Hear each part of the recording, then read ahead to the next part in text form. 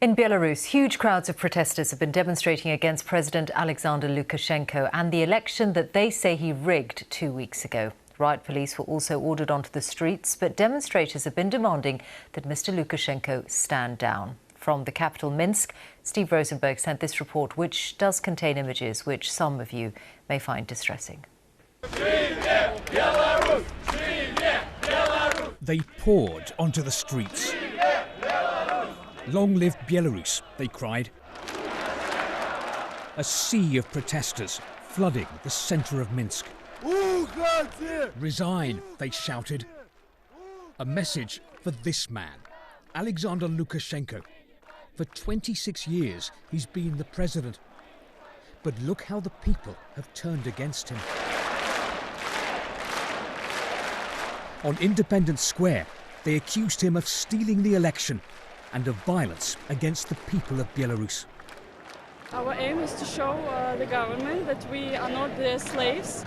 We are here to show that we never elected him and that we want the change, that we want the new country with a new president.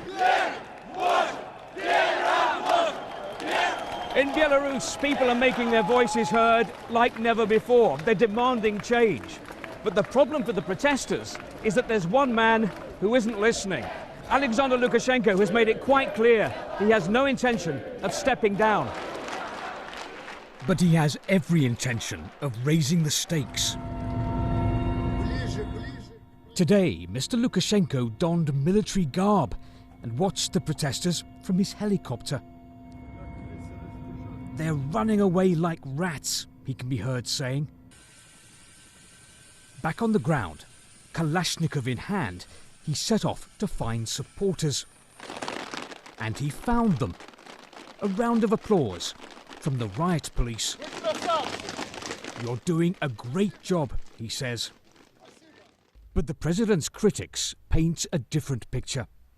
As he was preparing for the protest, Roman Zakaria told me about the culture of fear Mr. Lukashenko and his security forces have created. A few days ago, Roman was beaten up by the police. The people I fear the most are the police.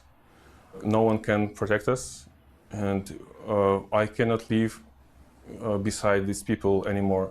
We need to change something in our country quickly.